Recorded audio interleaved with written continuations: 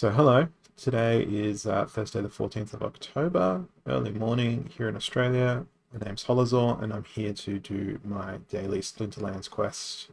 Today I've been given a fire quest, so I've got to win 5 battles using the fire splinter, and hopefully I can achieve 134 rating points at the same time, which might increase my pending rewards for end of season up to potentially, I think it's 80 chests for Champion 1. So I've matched with my first opponent. The rule set is melee will always hit, mana cap 48. They've played a bit of everything. So we will see. For Silver League, you generally want to have more reward cards than your opponent does. Wavesmith is an amazing card, as is Jin O'Shaughnessy in the bottom leagues, like bronze, silver, etc. But as long as you've got the cards that aren't in the starter deck, i.e., reward cards and anything that's epic or legendary, and you're using them effectively, you're going to climb faster than everyone else in the lower leagues. Alrighty, let me pick my team here. So 48 mana, everything melee and ranged is always going to hit. I might play water for return fire, and then I want to direct my enemies' attacks into the Kraken because they've got the taunt ability. And from there, it's all about supporting them. I've only got a minute left to choose my team. So I'm going to go with the fastest team I can possibly throw in, other than the Kraken. So it's going to be a lot of guys that add sprint, try and make the Kraken difficult to hit, as well as being a big solid target. And with regards to a little bit of healing for him, we will throw in a couple of choices as far as healers are concerned. Given that it's a high mana set, we might see a Jotun. I'm going to go with the Kelp Initiate to heal the second line monster as well. And I've got enough mana, actually. Let's go even faster. Let's put this guy in here as a bit of a meat shield for the protecting the attackers. So they've gone with death. I'm okay with them going with death. However, the most annoying thing is the fact that they've brought a monster with taunt of their own. And because I've gone heavy magic, the weakness for me is that has void and magic reflect. So it's going to mean my main damage dealers that I've selected are going to do way less damage until I either get through their attacker back there or I die. And odds are the magic reflect is going to overcome the health of my monsters, unless my Kelp Initiate can keep them alive through Wave Triarch. Can't keep that one alive. Yeah, in Diamond League, everything has a lot more abilities. As you level up your cards, everything gets new skills and increases their health, attack speed, armor, all the stats increase as you move up in the leagues, which makes the game a lot more complicated because there's more variables that you've got to figure out along the way to go, well, if my opponent has this, they may counter with this. I also played a whole bunch of legendary cards in my team as well, which, didn't really help me, as you can see by me being left with just my Kelp Initiate monster. They will not win the battle from there. So I'm going to skip that one. No point watching myself get my ass kicked. And I don't know why I chose to play water there, given that I've got the fire quest today. I just thought, I had a fire quest yesterday as well. So I thought, I'll play water, see if I can sort of lull people into a false sense of security that I'm doing something different other than playing fire. But now I'm going to play fire. So playing with fire for +1 speed. I'm going to throw Cerberus out as my frontline monster, given that we've got water and earth and life available in this one. They've all got healing. Going to throw the Magma Troll in to try and put an affliction on my opponents. Goblin Fire Mage is always good. Maybe we'll put in a Tower Griffin, Spark Pixies. That leaves me with 2 mana.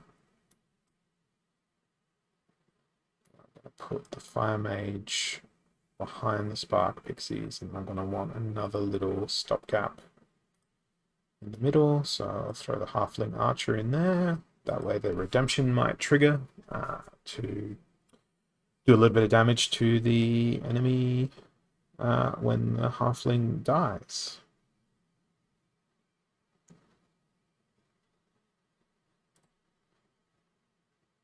So I'm glad that I brought magic along, because this guy is going to be really difficult to hit. What I'm not so happy about is the fact that they've got sneak. Although that missed, so that was good for me. So I think I've got this one in the bag from this point. It's a shame that the Feral Assassin didn't get stunned. But this match here was using mainly commons, rares. There's a couple of epic cards on my team as well. But that was a pretty definitive victory there. Didn't really have a struggle taking out what the enemy selected.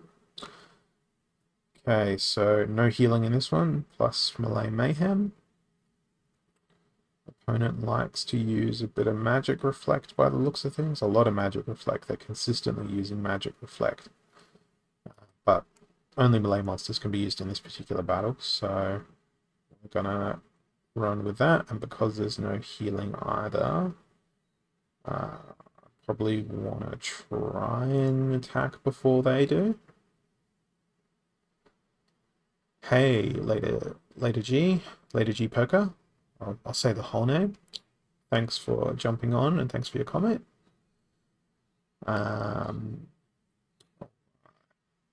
Back to putting together a team for this. Melee Mayhem, so I want stuff that is able to attack no matter which row it finds itself in. Given that my opponent likes to use a lot of Magic Reflect, I'm not going to be using any magical creatures on my team. I'm going to throw in Phineas for the reach, filter my abilities so I can grab all the creatures that have opportunity. And I might be a bit of a troll.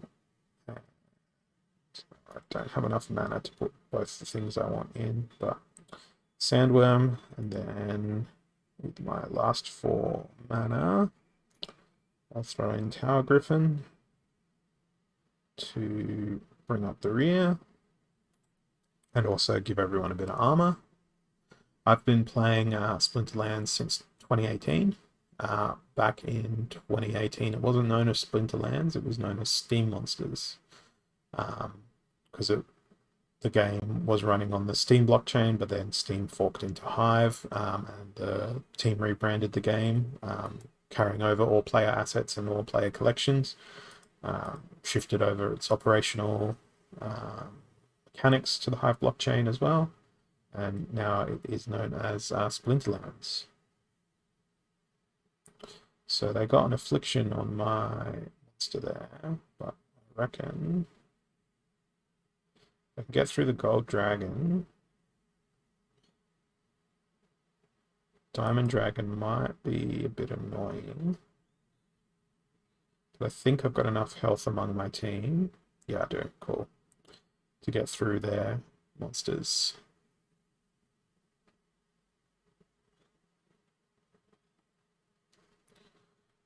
So another win there. 3 more for the Fire Quest. I don't think I'm going to crack into Champion League here unless I get a win streak going. My least favorite rule set, Little League plus Back to Basics. So here probably actually want to play for the win as opposed to playing for the quest. So I'm going to go with probably Borders. Kelp Initiate is going to be the tank. Death is disabled, so I don't have to worry about Magic Reflect because of the Back to Basics rule set. All monsters lose their abilities. So the only thing that I want to make sure that I'm throwing in is as much damage as possible within the limited mana thing, but don't really need to worry about the mana because it's 28 mana cap, and combined with Little League, it means only monsters with 4 mana can be played. 4 mana or less, that is. So I'm opting for anything magical and anything ranged, and choosing stuff that has the most damage. And then in order to maximize the outcome of that damage, it's all about ordering the creatures in such a way that the monsters with the most damage are in the rear, with the rest of the order being whatchamajigger, excuse me, being like ranged attackers, then magical attackers that can attack from anywhere. And yes, I do have way more than 2 cards that aren't maxed out. I do have Untamed completely maxed out, but I'm missing heaps of dice cards. I'm missing heaps of beta cards, and I'm missing lots of reward cards that are not maxed out. Some of them I've got in the collection because they're like real absolute staples that you need. And even with a non-maxed out version of that card, you still got basically 90% of their functionality and their features. So you've unlocked all those cards' abilities and whatnot. So you don't necessarily need max cards. You just need them to have the right abilities or level.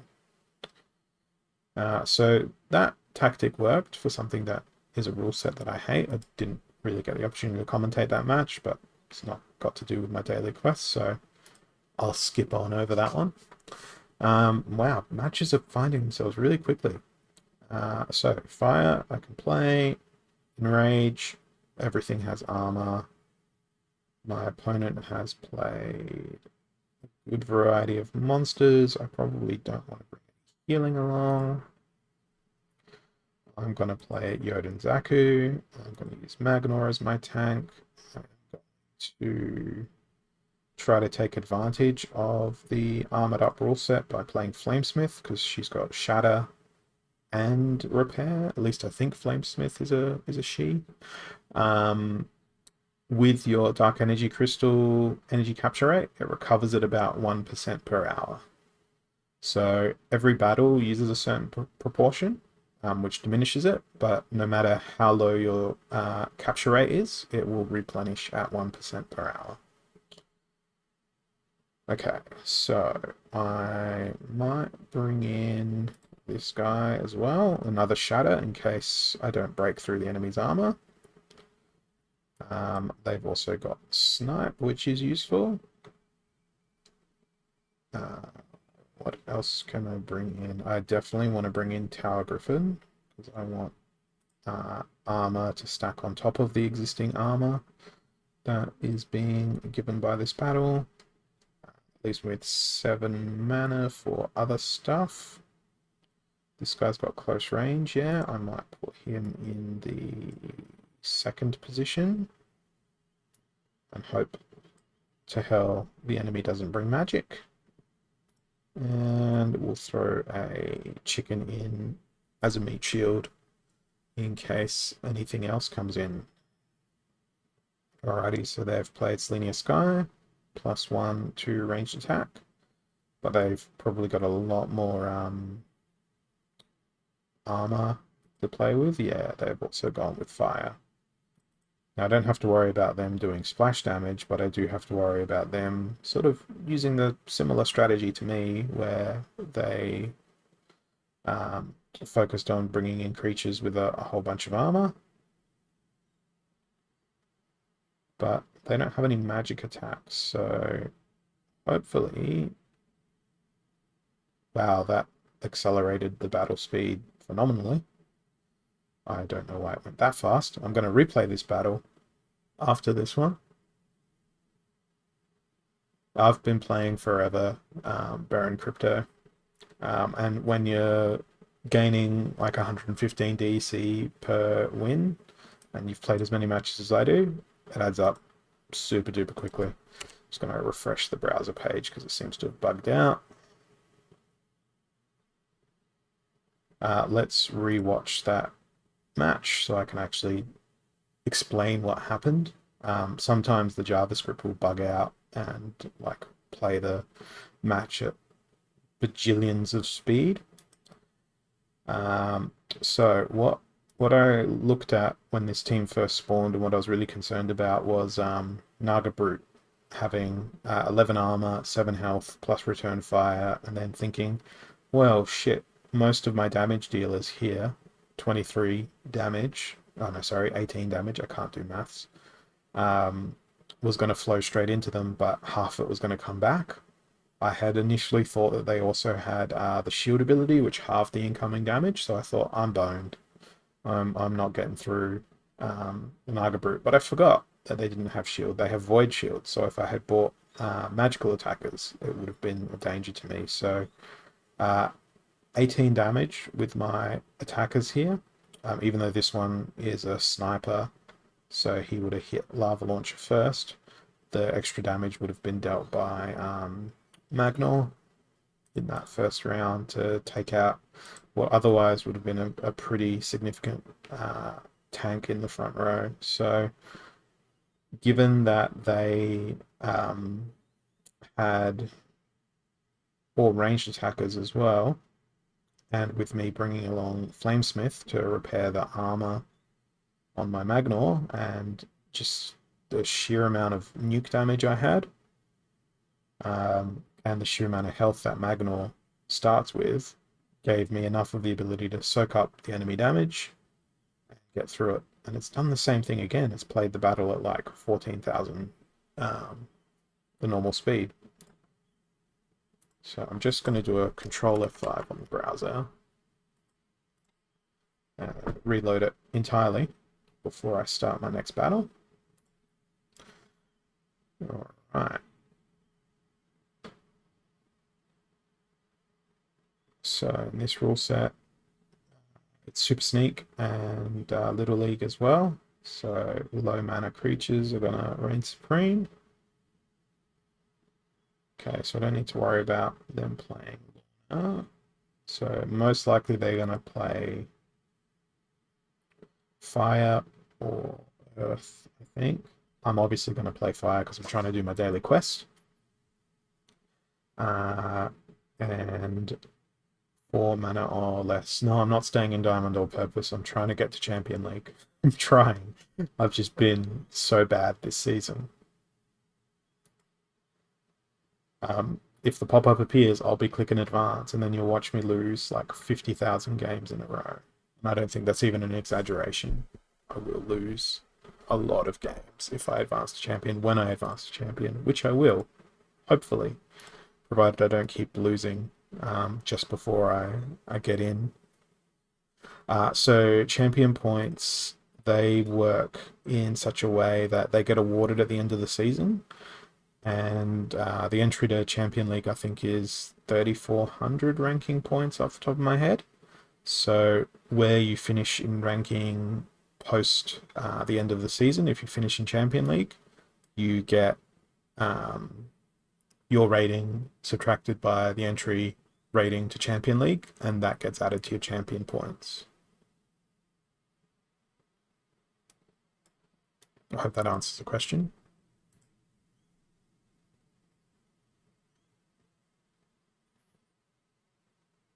So they've gone Pyre as well. Now they've brought Sneak along, so I'm really hoping my Spark Pixies can dodge their Sneak. I've also brought Slow along, so I should have... Oh, they've got 2 slows, damn it. One of them with Goblin Shaman. So I'm going to be the slower team, so I'm probably going to lose.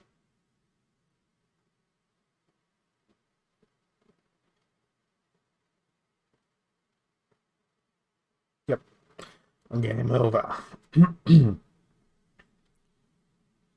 I had forgotten to accommodate for the fact that Super Sneak was in the rule set, so I would have played differently had I paid more attention to the fact that Super Sneak was the rule of the day.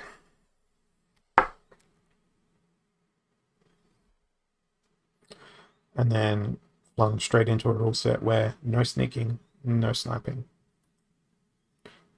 So that's fine. It'll be concentrated fire and nuki concentrated fire. Uh, yes, we'll put in him for his inspire.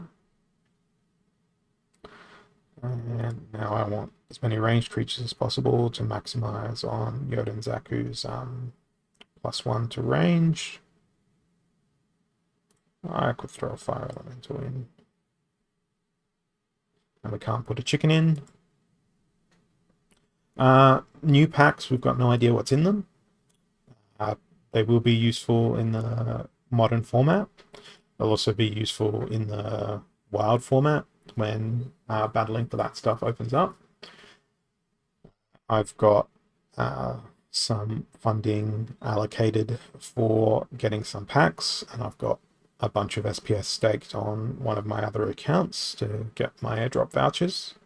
I'm planning on buying about 1,000 packs in the pre-sale, and I'll be opening them on stream slowly as I obtain potions from daily quests, be they legendary potions or alchemy potions, that sort of thing.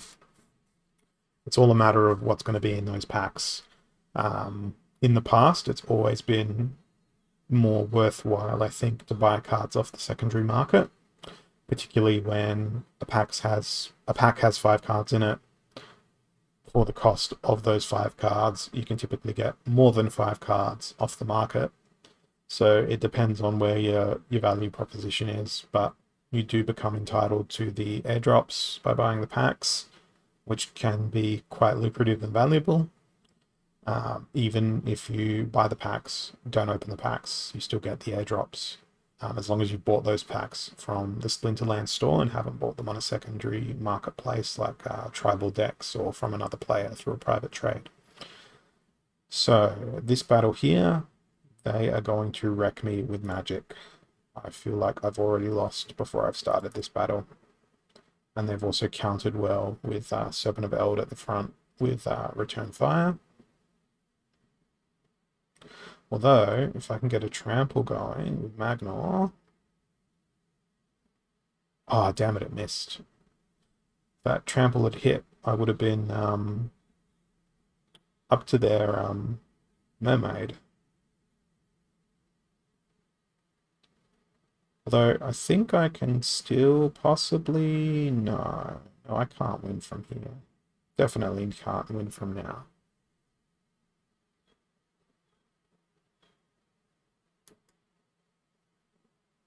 My apologies, Champion League's 3,700 rating points.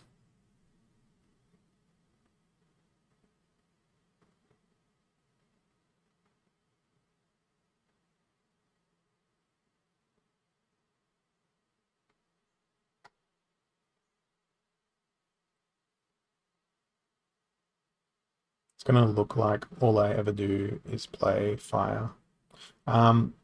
Champion and Diamond are fundamentally the same league. There's no functional difference between the card abilities and the levels of cards you can bring in. So, in my eyes, it's fine. Diamond and Champion, as far as I'm concerned, are the same league. Champion is just people that have got more ranking points and a higher win rate.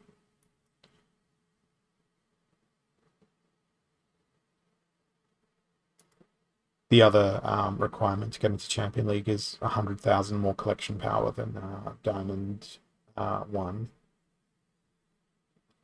So no armor and close range. So, and a 99 mana pool.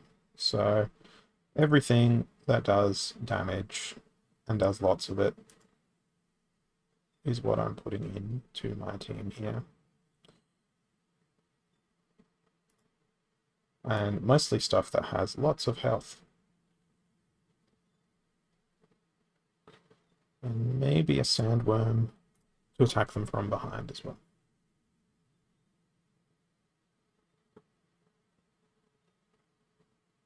These high mana matches can be lots of fun, but then they can be really annoying when your opponent picks exactly the summoner that counters your summoner, which is to be expected. I've been playing fire for 2 days in a row now, on account of having 2 fire quests 2 days in a row. So I should do alright until I hit the gin. If I hit the gin.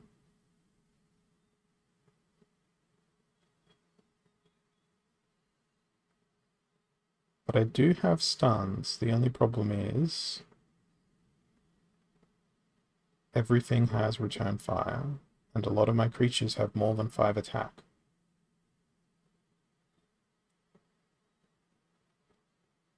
And they seem fond of missing. And 1 damage. 1 damage. Can't dodge any of that stuff. All over. I might, so what? That's 3 losses in a row. I'm due for a win. Hey Zwain, welcome back again. Alright, mana cap 40. Flying creatures. Fire doesn't have many flying creatures, and I've been playing lots and lots and lots of fire. And I said I was due for a win, so I'm going to change tactic. It's odd creatures only, so I've got to think what has flying and odd creatures. Earth does, but Earth is out of it. Dragon seems like the most obvious choice. Yeah, it gets more difficult every day of the season in leaderboard grind.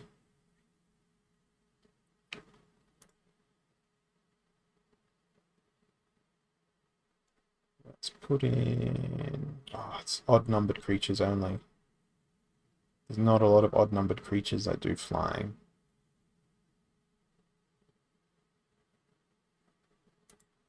Let's have a look. Oh, there's a tank. There's a heal. There's a stun. Now, is there anything that has snare? Yes, there is. I guess it's going to be the Grenadier. Then I'll tweak around the order of the team.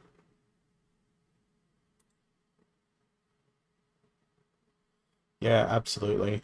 It's the competition has hotted up so much in the last 3 months with such an influx of new players.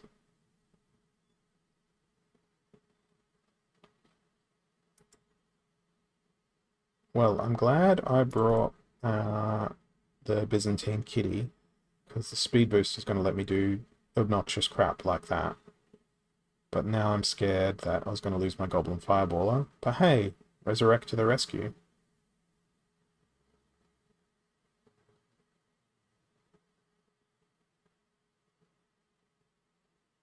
But then death to everything else on my team, apparently.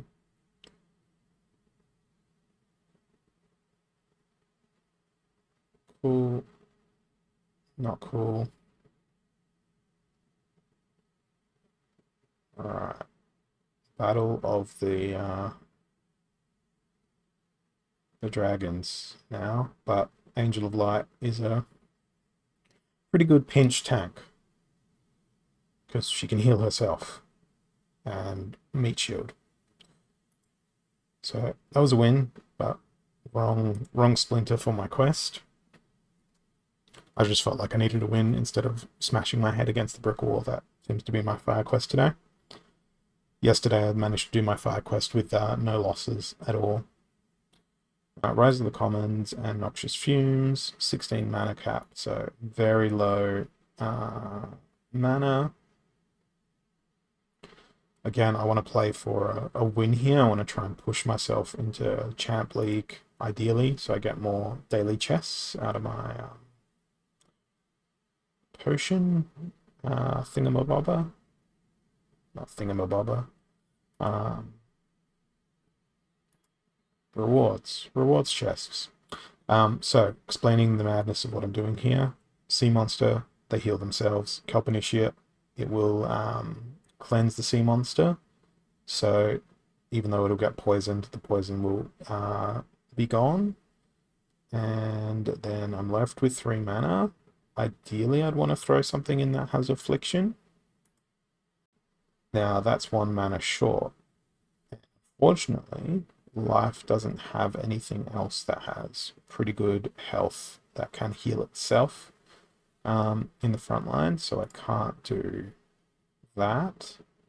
But what I could do is throw in the bandit for a little bit of sneak. Actually, if I go with gelatinous cube, use them as a cheesy, shitty tank, which has no attack. So now I need to make absolutely sure that whatever I pick has some pretty good stones in terms of being able to attack. So now I want to bring chicken in, because with the chicken being in the team, everything that dies will feed the gelatinous cube and will hopefully lead to me being able to outlast the poison that the opponent will also get, but they won't get any of it because they've brought llama. And they've gone llama cube. So they'll get last stand on their cube. But I have sneak. They don't have sneak.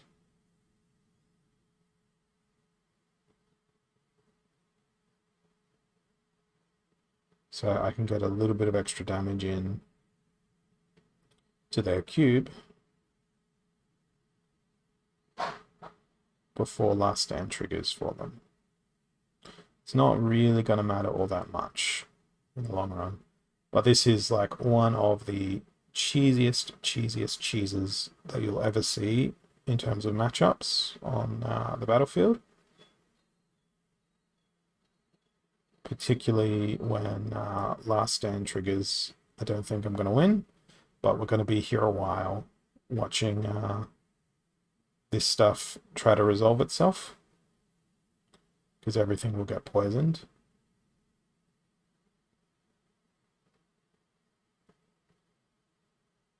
So eventually what you're going to see is the mechanic of exhaustion come into this battle.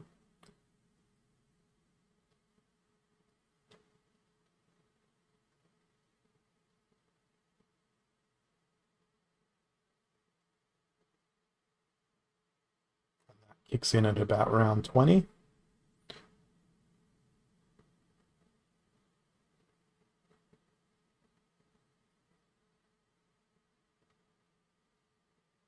So on this will go. This would otherwise be an infinite loop of monsters healing themselves. But there you can see, sorry, it's called fatigue, that mechanic. Fatigue starts to kick in, which does increasing damage each round of combat. So now their cube has 30 health, and mine still has way less. So they're going to win on account of the ferocious llama cube with 31 health. But fatigue will take a buttload of time to kill them. Round 30, round 31. And that is the glorious llama cube. The only way that that could have been countered was with llama cube. If it was llama cube myself, it would have been a roll the dice, that battle. So question from Inetshay, I hope I'm saying that correctly. What does my total Splinterlands portfolio look like? recently bought a lot of the DEC and have one of the 1/2000th of the total DEC in circulation. My card collection on this account, I'll take you through it in just a tick after this battle.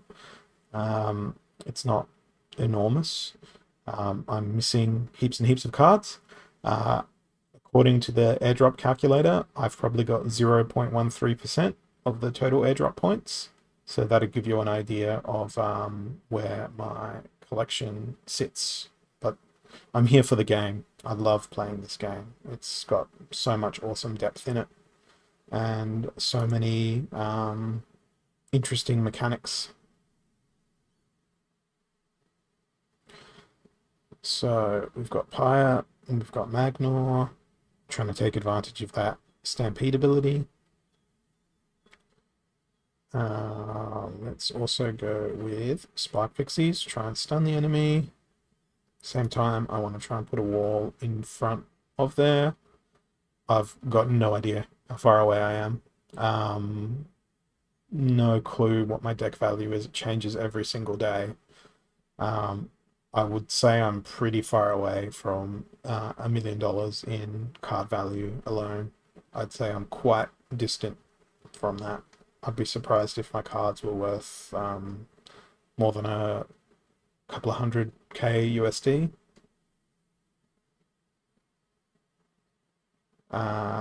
So I've got Stampede, I've got Pyre. I want to throw in one of the best cards I feel in the whole game, which is Grenadier.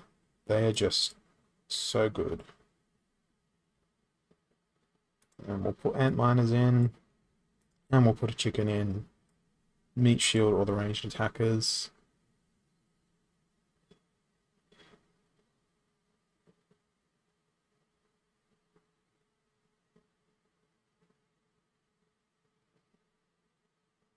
So they've gone with Yoda and Zaku. I've gone with Pyre for the speed. They don't have trample, so they're not playing for the rule set here. I'm trying to play for the rule set. But oh by God, do they have a lot of damage.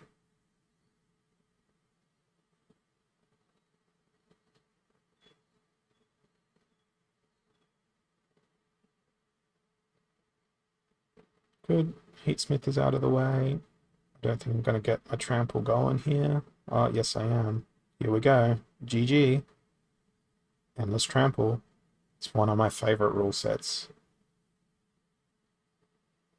When the game was first released, Trample didn't stop at the first monster. So that was the native behavior of Trample, what you just witnessed. So yeah, playing for the rule set sometimes works. Now I need 73 rating points for champ, and that's probably another 3 wins before I try to get that last Fire Quest game done. So I'm going to give that a go. So knockout. Stunned enemies will take double damage. Before I make team, I'm just going to have a sneaky peek at what the opponent has been playing recently. I think I'm going to play Life. I can't play Life. Life is bad.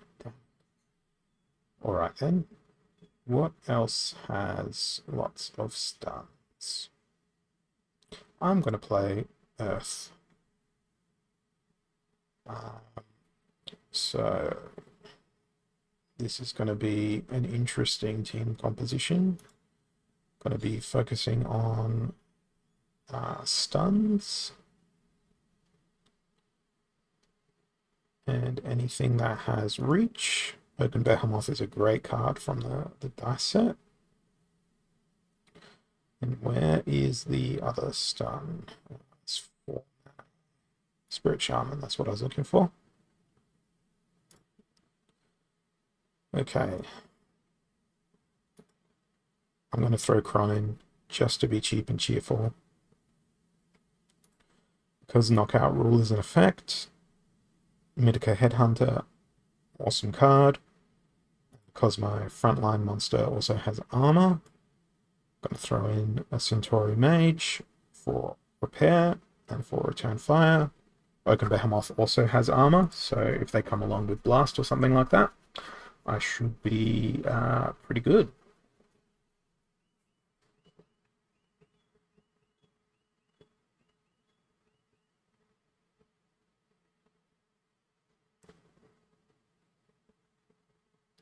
So there's quite a bit of magical damage on their team, so I don't know how I'm going to go. And here's my wife. You're on stream. Okay. All right, you going? I need to put my shoes on first. It's just that it's warmer in here. Okay.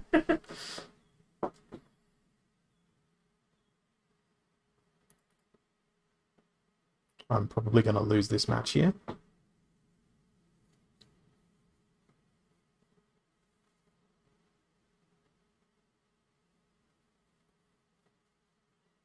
They've got way more damage than me, spread out across way more monsters. And I don't think Kron's going to be able to bring it home.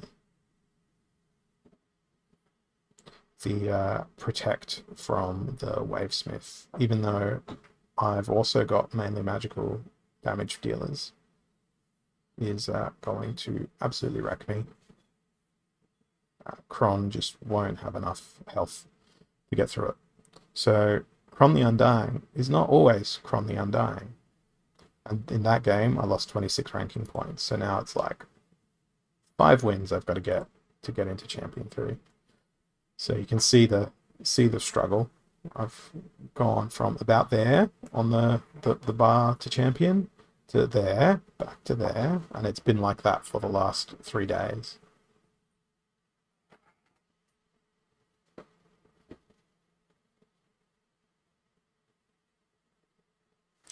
Uh, 25 mana match, Noxus Fumes.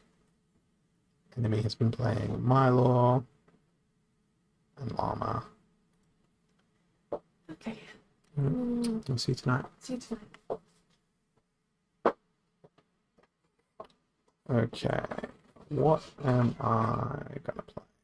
They've been playing Mylor and Llama, so I'm just gonna be like, sorry, you get no heals. But at the same time, I'm gonna play Cube. Death has no cleanse, however. Thank you. Sorry about that. So I'm playing with Nurse Nightshade plus Gelatinous Cube to give them no healing ability while I heal, but Death has no cleanse, so I'm going to be forever poisoned. Probably going to want to reapply afflictions to the enemy if they bring along cleanse, so 2 afflictions. Throw in a snake. Throw in... It's either going to be Grenadier, Shadowy Presence, actually, and then what can I do with my last 2?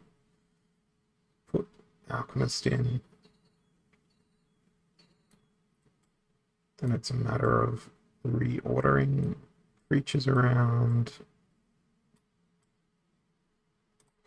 See what I get. So they've got armor. So they're going to cleanse their poison. They've gone Kron as well. But at least they won't be able to attack the front. So I'm glad I brought Sneak along.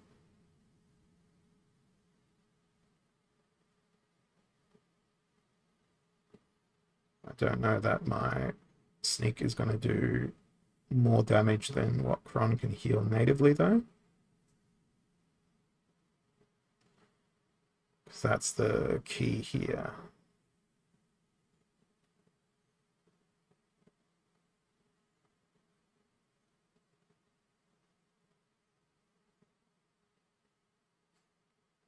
I wish there was critical hits in this game. Because Kron's just going to heal up now, because this monster is going to die. Oh no, this is good. This is quite good. Because I'm going to be in a position of having way more health than Kron. So in this scenario,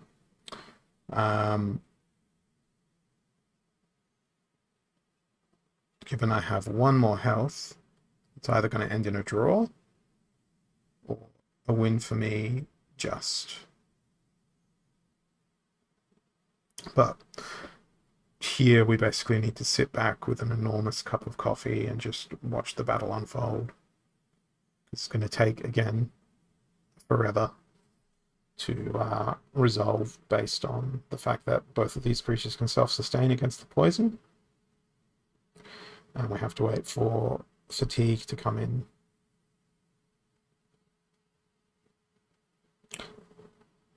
So I'm starting the round on more health than Kron. Let's see if that remains consistent. Okay, now it's leveled out. Now I'm healing less than what Kron is each turn. So, because they've got the extra speed, they're getting in first. So, another loss.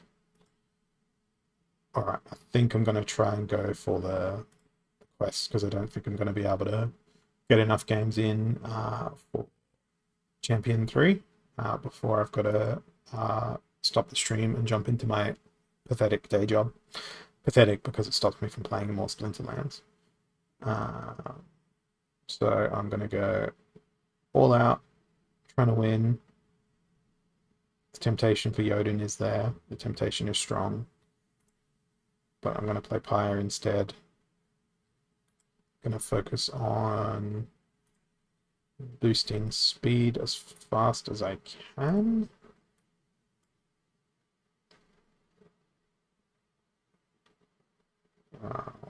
Us does quick attacks. You and you. And that leaves me with lots and lots of mana in the pool.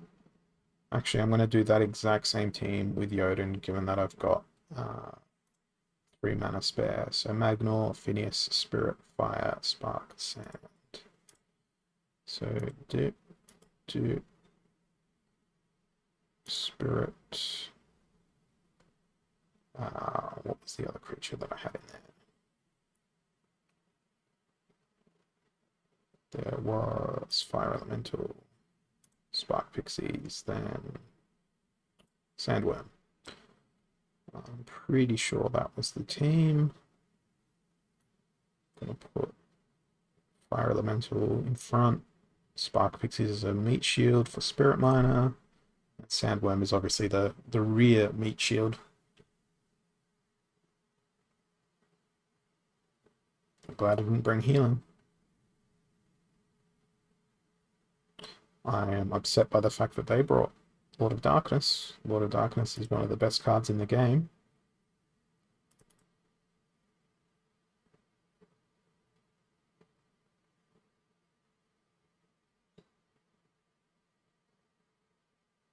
Hopefully, my Sandworm can do awesome magical fun times from the back line.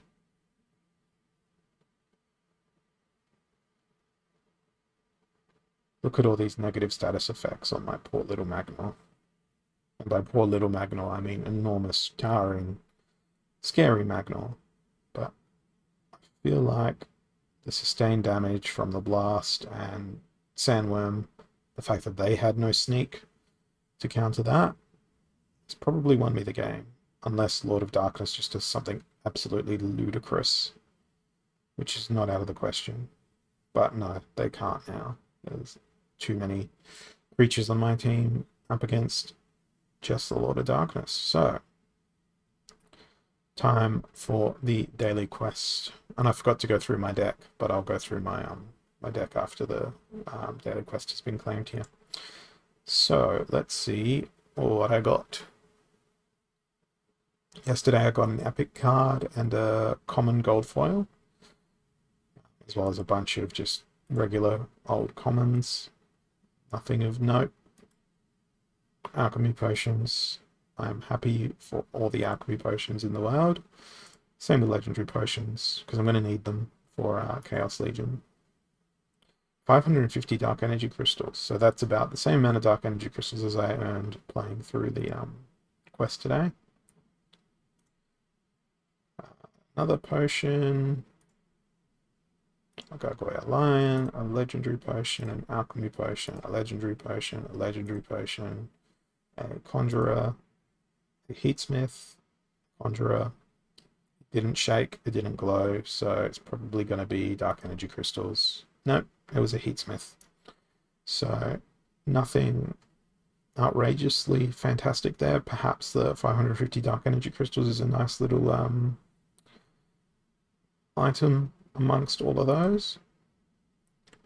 And in regards to what cards I have, if I just jump onto my cards and change the filter over to all cards, you'll see that I'm missing a fair few beta cards, like Goblin Shaman. I don't have any Goblin Shaman.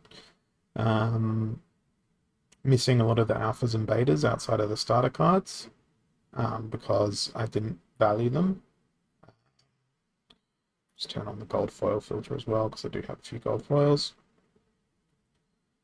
But now you're seeing quite literally everything. So you'll see there's quite a bit missing in my collection. Just turn off golds. It's too confusing. There's too many variants that way. There's gladiator cards missing because no one has every gladiator card at this point, I would wager, because they're only obtainable through guild brawls. Missing some of the beta epic summoners, and by some I mean all of them. Pyromancer is a card that I'm missing that I probably should get because they're super duper useful. Blast and knockout and piercing, 4 damage. They would synergize really well with Pyre and Spark Pixies. I might have to look into how much that card costs and see whether or not I want to make the plunge, add that to my collection. Missing Elemental Phoenix, missing Plateau Emberstorm and Lord of Fire, missing 2 of the dice cards. Again, with Water Splinter, missing a lot of the beta stuff.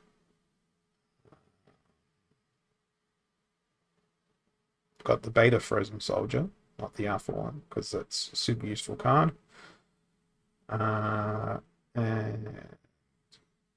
missing probably one of the most useful water cards as well in Mischievous Mermaid. I've got a Alpha Naga Warrior because I found one on the market cheaper than the beta Naga Warrior, so I thought, why not? And then I've got all the water reward cards, except I don't have Axemaster maxed out. Got some of the legendaries, missing Valnamore, missing the dice legendaries.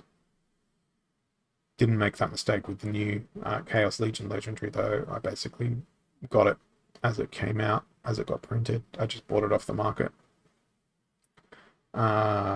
Then Earth is probably my most complete deck, I think, second to Life. I had to think for a second there, because I've got that Flesh Golem is not mine. It's delegated to me by a friend. Missing the Goblin Sorcerer, but nothing missing there. Have a Beta Lion and Natura, not an alpha one. This is an example of a card that I've got not maxed, but I've got them up to the level where they got their ability. Javelin Thrower, that's an interesting one. I thought I had a Javelin Thrower. I might have to check my alt account. Perhaps I rented that out or delegated it to someone by accident, but I could have sworn I had a Javelin Thrower. I'll have to double check that.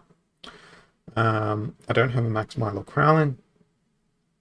I'm working on it on my alt account.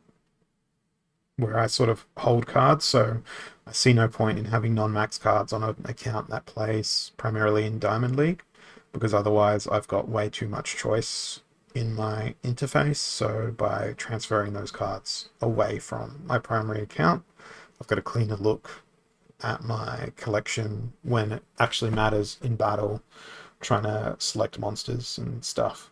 Divine Healer. I've got them again just to the level where they get their ability. There's no point pushing them any further. It's like 1 health or maybe 1 speed extra. It will make a difference, but not enough of a difference in my opinion. Yeah, Earth is mostly maxed out. Now Shield Bearer says here I don't have one. That's a lie. I have a gold Shield Bearer because when I first started opening Untamed packs, I got a fair few gold Shield Bearers. I looked at the card, thought, I like this. I'm going to max the gold one. So that's the story as to why there's no Shield Bearer there. And if I could have any of these cards maxed out, it would probably be the Divine Sorceress. Just that extra, like, little bit of damage in the back is sort of fun to have. I've got most of the, no, all of the new reward cards. Again, missing the dice card. And then Death is missing some real staples like the Skeleton Assassin, Zintor Mortalis. Don't have one of them. Again, it was a price thing. It was like, no, you're too expensive. Haunted Spirit, not max level, but close enough. It's got all the important abilities. And what else am I missing in Death that I'd like to have? Probably Ouster. Again, I'm working on that on my alt account slowly to try and obtain ones on the market through bids and the like, because they're quite a pricey card. And I am missing Lord of Darkness, which is what makes me so jealous every time I encounter one in combat. And then dragon-wise, there's a lot I'm missing in Dragon. Lightning Dragon, Chromatic, Gold Dragon. Red Dragon was a promo card, if I recall correctly. No Robo Dragon Knight, which was from the most recent reward sets. Then from neutrals, there's quite a bit I'm missing. I've got a gold chicken, so that's why chicken's missing here. Then a lot of these cards aren't really played, but the two that are super useful are Magi Sphinx and Dwarven Wizard, which are beta. That was a beta neutral. That was a beta reward card. I underappreciated how useful those two cards would be, and I never bothered getting them. And now I look at them and go, probably not ever. Onyx Sentinel is another one of the recent reward cards that I never bothered with, but maybe I should. And that last card is a Guild Brawl card. So that's a tour of my collection and like how much is actually missing. But I've got most of the core cards. So I feel like that's all I've got time for today because I do have to get to my day job, have some breakfast before then and all that stuff. So thanks everyone for jumping on. I've been streaming my daily quest each day this week, and I plan to keep doing it until either I get bored or have a sleep in. I might miss one. Might not always be at the same time, but I do my daily quest each and every day. And as we get closer to the end of the season, I might be able to sneak in because there will be some people in Diamond that will stick in Diamond even though they've got champion level ratings.